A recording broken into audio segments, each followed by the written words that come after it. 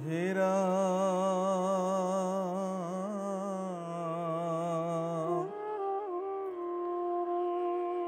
দেখায় অনন্তৰে কৃষ্ণে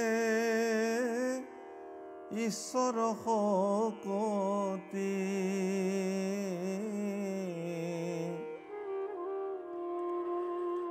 মহাৰংগে চলি গৈলা গোকুল কপ্ৰতি ৰাম গোপ শিশু গণে শিঙা বেনু বাৱে বেঢ়ি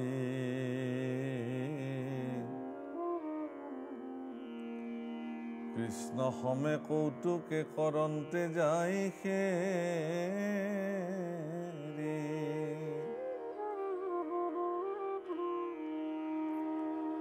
কৃষ্ণ দৰ্শনে ৰায় সংসাৰৰ দুখ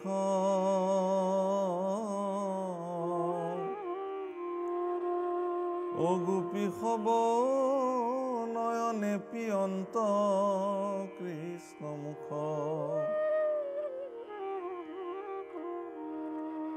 কৃষ্ণৰ বালক লীলা অনুৰাগে গাৱে চিত্তক আকুল কাৰো কৰ প্ৰেম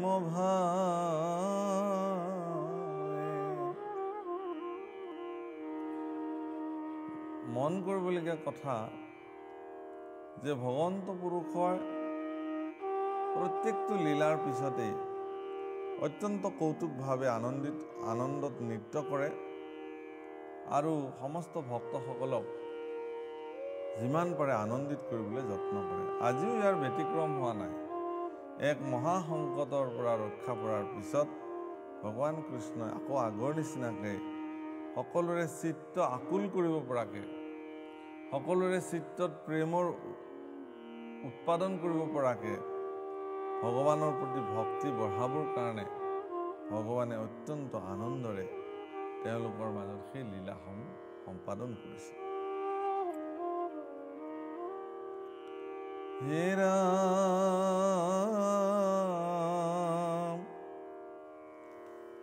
আৰ পুলকিত তনু নিৰ নয়নৰ জৰে কৃষ্ণ পদ পঙ্কজ হৃদয়ত ধৰে সকলোৱে আনন্দৰ চকুলো বোৱাইছে, হৃদয়ত কৃষ্ণৰ চৰণ চিন্তা কৰিছে। হে বন্ধু মধাই বুলি কত পারয়ুকি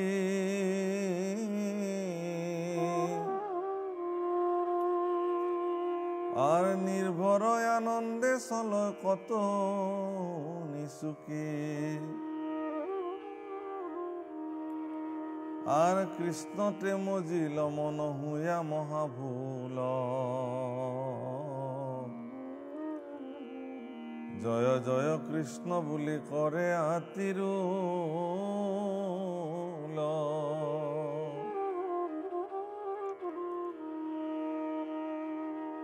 এই নৃত্যসমূহৰ মাজতে ভগৱান কৃষ্ণৰ জয় জয়কাৰ শিশুসকলে কৰিছে। আৰে হিমতে কৰি সবে আনন্দয়া শেষ পৰময় আনন্দে ভৈলা ব্ৰজত প্ৰৱেশ।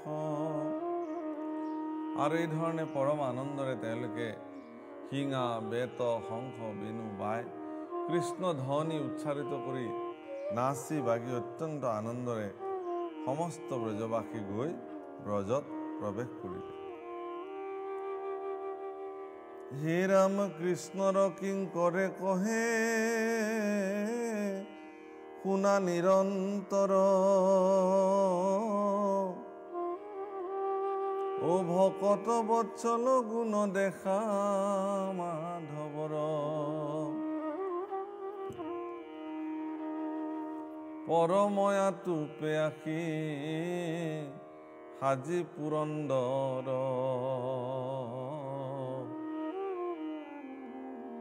লুমলাৰি বাক নপাৰিল গোকুল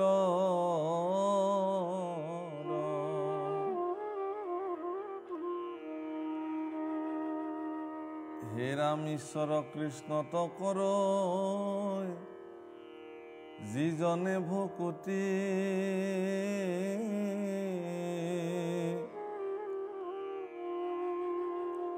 তাক কি লংঘিবে আৰু পাৰিবে দুৰ্গতি।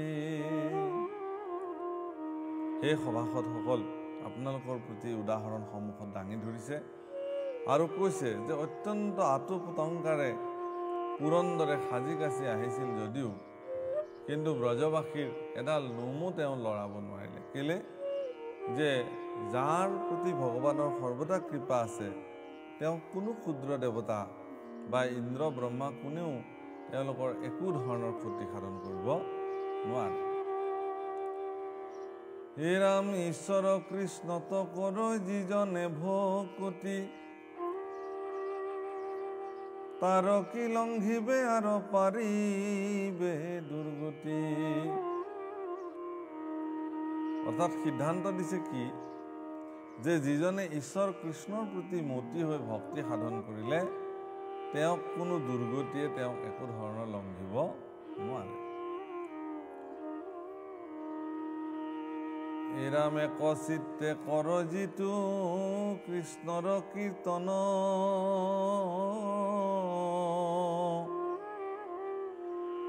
ও তাক ৰক্ষা কৰণ তই আপুনি নাৰায়ণ। ৰাম হেন জানি নৰতনু নেনায়ালে জালে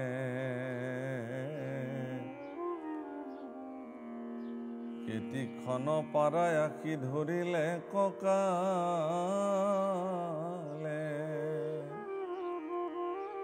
এই কথাটো জানি একচিত্তে কৃষ্ণৰ চৰণত মন থবলৈ কৈছে, কৃষ্ণৰ গুণানুকীৰ্তন কৰিবলৈ কৈছে।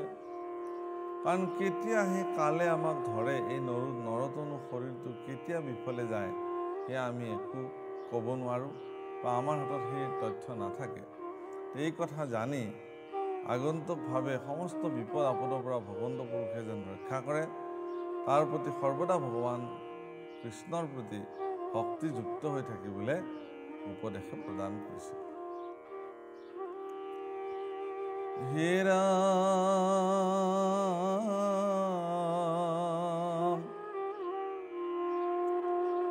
দেৱৰ দুৰ্লভ এইটো জন্ম ভাৰতত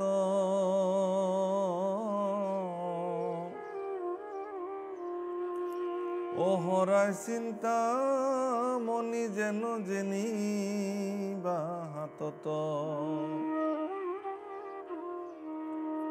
হে ৰাম নিশ্চয় হইবে কপুনো পৰলোকে গতি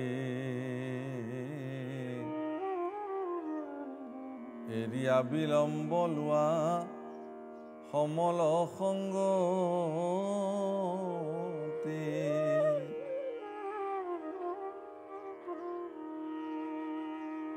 হেন জানি আলে জালে সময়বোৰ অতিবাহিত নকৰি এই দেৱৰ দুৰ্লভ ভাৰতবৰ্ষত জন্মগ্ৰহণ কৰা এই মনুষ্য তনুক আমি সঠিক পথত আগুৱাই নিব লাগে, ভগৱানৰ চৰণত সমৰ্পিত কৰিব লাগে।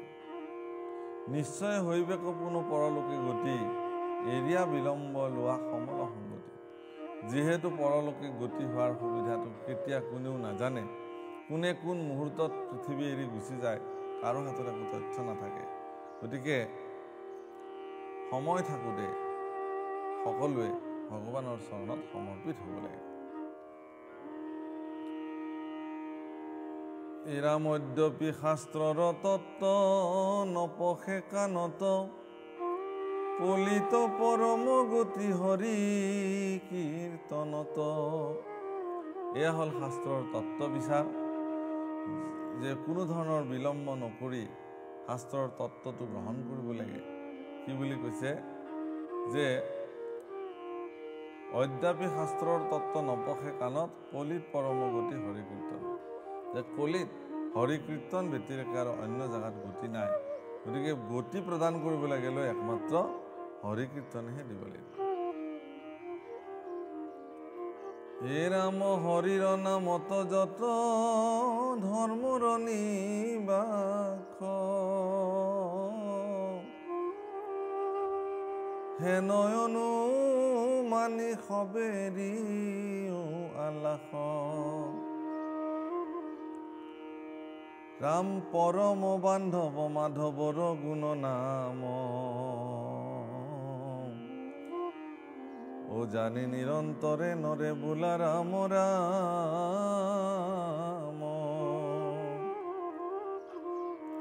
গতিকে হৰিনামত সমস্ত ধৰ্মৰে নিবাস হেন অনুমান কৰি সকলোৱে সমস্ত আলাস পৰিত্যাগ কৰি পৰম বান্ধৱ মাধৱৰ গুণানুকীৰ্তন কৰি নিৰন্তৰে ৰাম বুলি কৈছে। আপোনাক সবে এটা বস্তু ভাগৱতত সকলোৱে পাইছে বা জানে যে যেতিয়া এই ভগৱান কৃষ্ণই যে এই অৱতাৰসমূহ ধাৰণ কৰিছে, বিভিন্ন লীলাসমূহ যে তেওঁ এফালৰ পৰা সম্পাদন কৰি গৈছে, এই মনুষ্য জন্ম ধাৰণ কৰি প্ৰভু ভগৱন্তই 125 বছৰ কাল দ্বাপৰ যুগৰ পৃথিৱীত থাকিব আৰু এদিন এই পৃথিৱীৰ পৰা তেওঁ পয়ান কৰিব। আৰু যিদিনাখন ভগৱন্ত পুৰুষে পয়ান কৰিব তাৰ আগে আগে ভগৱানৰ এই ইচ্ছাৰ কথা আগতীয়াকৈ জানি উদ্ধৱে তেওঁক সাক্ষাৎ কৰিব। আৰু উদ্ধৱে যেতিয়া তেওঁ সাক্ষাৎ কৰিছিলে আৰু সেই সময়ত উদ্ধৱক ভগৱন্ত পুৰুষে অনেক প্ৰকাৰৰ ভক্তিযুক্ত উপদেশ প্ৰদান কৰি কৈছিল যে ভক্তিহে পৰম পন্থা। ভক্তিৰ শ্ৰেষ্ঠত্ব নিৰূপণ কৰা ভগৱন্ত পুৰুষে তেওঁৰ প্ৰপন্ন শিষ্য উদ্ধৱক এই কথা কৈ থৈ গৈছে আৰু উদ্ধৱ কৃষ্ণ সংবাদৰ জৰিয়তে সেইবোৰ কথা আমি পাওঁ। আৰু ইয়াতো এই কথাখিনি অত্যন্ত সংক্ষেপে খুব সাৱধানে কৈছে যে যিমান ধৰ্ম আছে পৃথিৱীত এই সমস্ত ধৰ্ম কেৱল ঈশ্বৰৰ নামতে সমাহিত হৈ আছে। ভগৱন্ত পুৰুষ বৈকুণ্ঠী হোৱাতে পৃথিৱীৰ সমস্ত ধৰ্ম ভগৱানৰ লগত গুচি গৈছে। একস্থান হৈয়া হৰি নাম মাত্ৰ ৰৈলা আৰু একস্থান হৈ কেৱল হৰিনাম ৰলে। এই কথা জানি সকলোৱে হৰিনামহে কেৱল গ্ৰহণ কৰিব লাগে বা হৰিনামৰ দ্বাৰাহে ঈশ্বৰ ভক্তি কৰিব লাগে। ৰাম শুক নিগদতি শুনা কুৰুপতি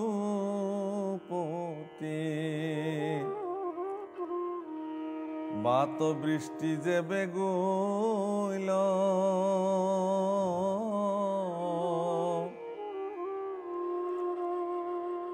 ও কৃষ্ণৰ আচাৰ্য মহিমা দেখিয়া হবে বিস্ময় ভৈল।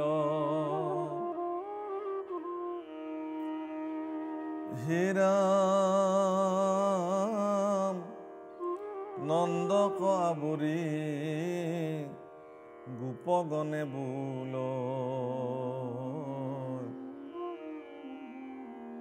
শুনানন্দ মহাশয়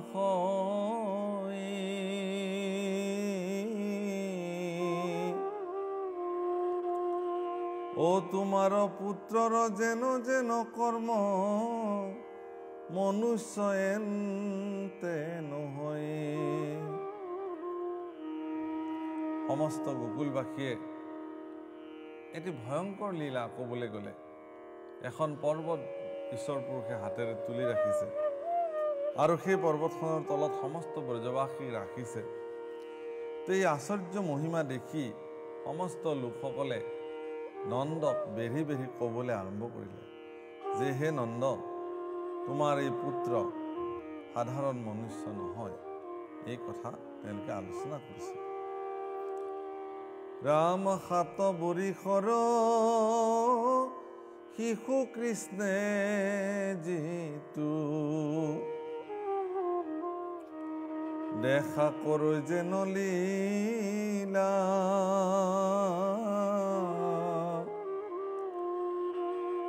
আৰ ছত্ৰাকৃতি কৰি একে হাতে তুলি পৰ্বতক উল্লখিলা।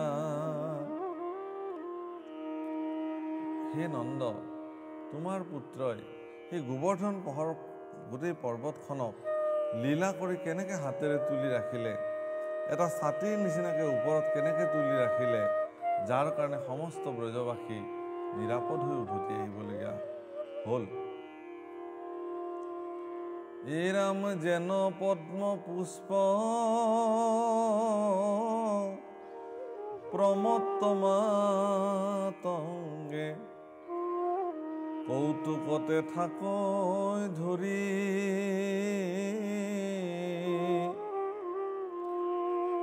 অহেন কৃষ্ণ ইটো গোপৰ গৃহত উপজিলা কেন কৰি। এপাহি পদুম ফাল বা সৰোবৰত ফুলি থকা পদুম ফুলবিলাক হস্তীবিলাকে যেতিয়া স্নান কৰিবলৈ গৈ সুৰেৰে অত্যন্ত আলাসতে তুলি ধৰে ওপৰত, ঠিক তদ্ৰূপ ভগৱন্ত পুৰুষে যেন অত্যন্ত আলাসেৰে পৰ্বতখন ওপৰত তুলি ধৰি ৰাখিলে। কি আশ্চৰ্য কথা! এনেকুৱা এগৰাকী শক্তিশালী পুত্ৰ কেনেকৈ গোপসকলৰ দণ্ডৰ ঘৰত উপজিলে, এই বুলি মানুহবিলাকে সকলোৱে আলোচনা কৰিবলৈ আৰম্ভ কৰে। হে ৰাম ভাল মতে নতু আখি ফুকাই, ৰাম কৃষ্ণ একো নতু জানে,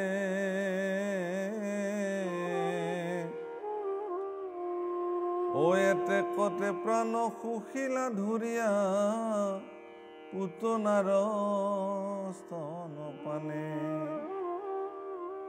গতিকে জন্মৰ পিছতেই একোৱেই নাজানে, ভালকৈ চকুৱে মেলিব পৰা নাই, তেনেকুৱা অৱস্থাতে পুতনাৰ স্তনে পানে পুতনাৰ জীৱন শুহি পেলাইছিল। আৰু আজি 5 বছৰীয়া ল'ৰা এটাই, ফুল কোমলীয়া 5 বছৰীয়া ল'ৰা এটাই বা 7 বছৰীয়া ল'ৰা এটাই, তেওঁ কেনেকৈ ইমান শিশু ল'ৰা এটাই পৰ্বত এখন দাঙি ধৰি ৰাখিলে। হে ৰাম আৰ তৃতীয় মাসৰ শিশু কৃষ্ণ ইটো, মাওক নপায়ালা গ,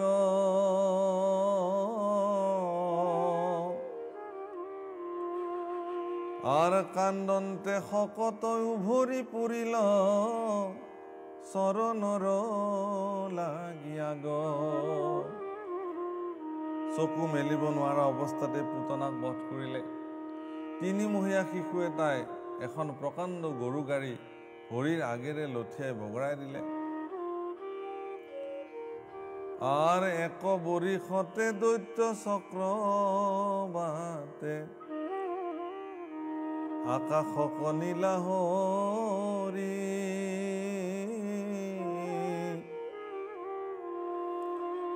শিলাত পেলাই প্ৰাণ তাৰ লৈলা, গলত চেপিয়া ধৰি।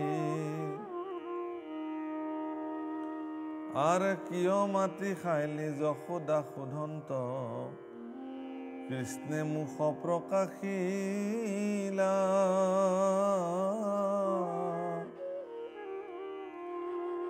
ও গৰ্ভৰ ভিতৰে সমস্ত জগত, যশোদা দেৱী দেখিলা।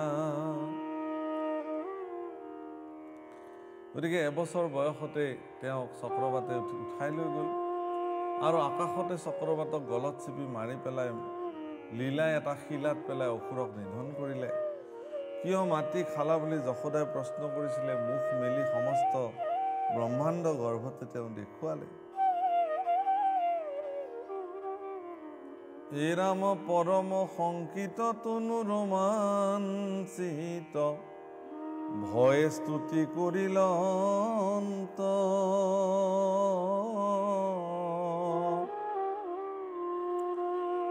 ও এতেকে জানিলো তোমাৰ তনয়, মনুষ্য এন্তে নহয়।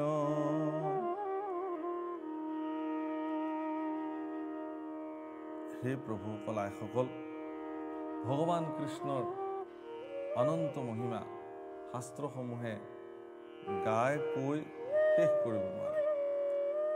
আজি আকৌ পৰীক্ষিতৰ আগত সুখদেৱে এই কথাবিলাকৰ লীলাসমূহৰ পূৰ্বৱৎ কৰি যোৱা লীলাসমূহৰ তালিকা বৰ্ণন কৰিছে আৰু কৈছে যে গৰ্ভৰ ভিতৰতে সমস্ত ব্ৰহ্মাণ্ড যশোদাক ভগৱানে দেখুৱাইছিল। পৰম শংকিত হৈ তেওঁ ভয়ে ভয়ে যশোদাই ভগৱানক স্তুতি কৰিছিল। এইজন কেনেকৈ মোৰ মনুষ্য হিচাপে মোৰ শৰীৰত স্থিতি হৈ বা মোৰ লগত সন্তান হিচাপে কেনেকৈ এইখন জগতত আছে, যশোদাৰ মনত প্ৰশ্ন হয়।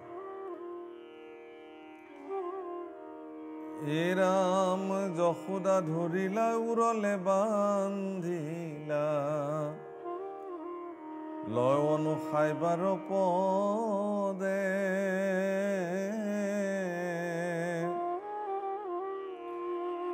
ও তানন্তে উৰল উভৰি পৰিল, অৰ্জুন চন্দ শবদে। কিয় দুগ্ধ খাবি বুলি তেওঁক বান্ধি থলে উৰলত, আৰু সেই উৰল টানি নি তেওঁ প্ৰকাণ্ড অৰ্জুন গছ দুডাল উভালি পেলালে। এৰাম বৎসয় অসুৰক মাৰিলা হানিয়া, কপিত্থক লাগি কোপে,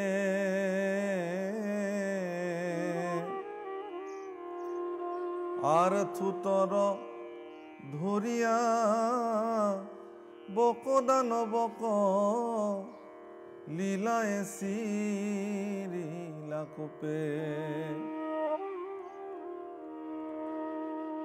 আৰ সবান্ধৱে বধি ধেনুক দৈত্যক, তাললে হানিয়া চৰি।